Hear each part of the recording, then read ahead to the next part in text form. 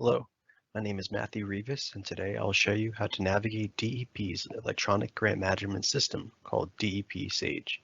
If you've applied for other DEP grants, you will find that this format is similar in nature. If you have any questions as I go through my presentation, please feel free to put them in the Q&A box.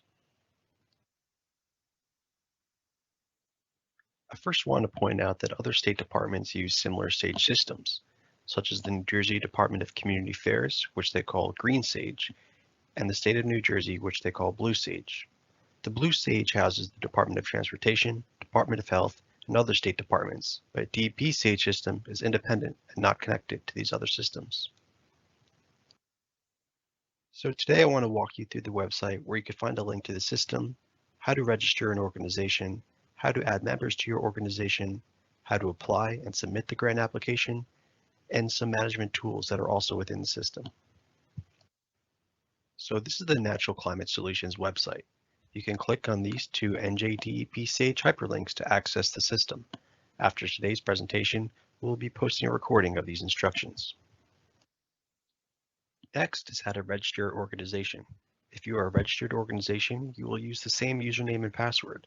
Only new organizations that have not used the system should register, and only eligible applicants will be approved. So consultants can also be added as members to the organization later, and please note that it may take up to 72 hours to accept your registration. When you click on the NJDEP Sage hyperlink on the website, it takes you to the welcome page of the system.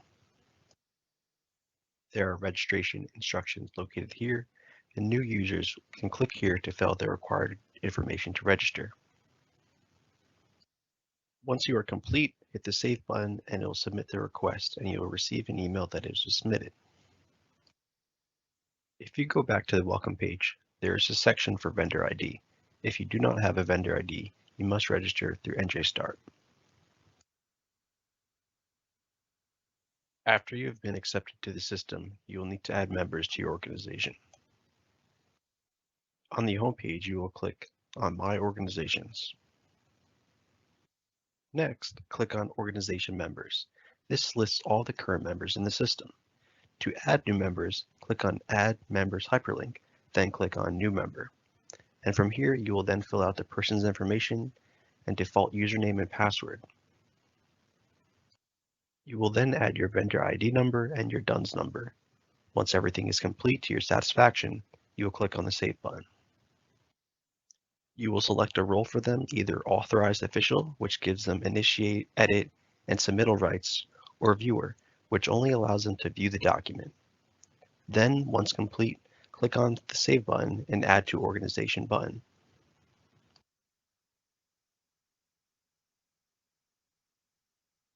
Some key points to remember are, at a minimum, you must have the contact information of the contact or executor of the grants, the financial officer, the project manager, added as members to your organization.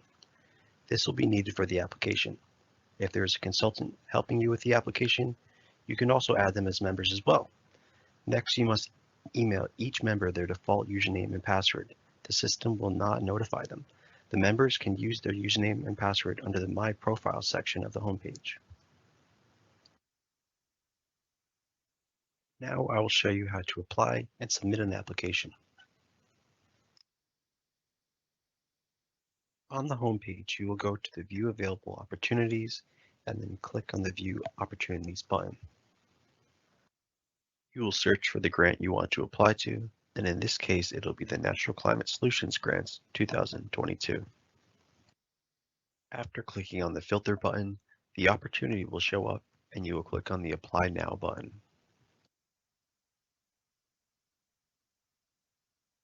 To access the application forms, you will hover over the Forms menu, and then all the pages of the application will show up. You must click on each page of the application and then fill in the required information. I recommend clicking the Save button to ensure that the information was saved, and that you have no errors, and then clicking the Next button to get to the next page. If you click on the Save Next button, you will automatically be placed on the next page, and it won't let you know that there are any errors on the previous page. So when each page has been completed in the application without any errors, You will go to the status changes and then click the Apply Status button under Application Submitted. If you decide not to proceed with the grant application, please click Apply Status button under Cancel Application. To return to an application that you have not submitted, you can go back to the home page, and then there will be a My Tasks section visible. There will be a button to open up My Tasks, and then you would search for the document that is in the process. You can click on the document name, and this will take you back to where the Forms menu is available. In addition, you can go to the My Applications tab and then search for the document here. In this last section, I would like to show you some management tools that are in the system. So if you go back to the application documents, you can click on the Management Tools section, and here you'll find 3 tools that might be helpful. The first option is to create a full print version. This will print a full PDF of the completed grant application. The second management tool is create a full blank print version. This downloads a blank application. And then the third option is add edit people. If you click on that hyperlink, it takes you to a page that lists all the members of your organization. If there's no check mark next to a person's name, it means that the person is not associated with this document. So this means that they will not be able to see the document or receive any notifications. So please check that you have the appropriate people assigned to documents by check marking their name and then hitting the Save button. If a person has left your organization, you can uncheck their name and hit the Save button, or alternatively, you could keep the check mark and enter an end date under Active Dates when clicking Save. Some key points to remember in DEP Sage are, if you add members to your organization after you initiated the grant application, those members will not automatically be associated with the document. You'll have to go to the Management Tools, Add Edit People in the document, and make sure their name is checkmarked. Also, the My Task section will appear on the home page when there is an action that the applicant or grantee needs to perform.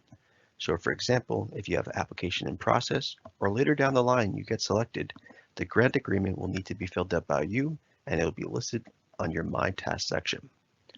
For narrative sections of the application, it is best to copy and paste from a Word document. Also, make sure that you save each page of the application and check that it contains no errors.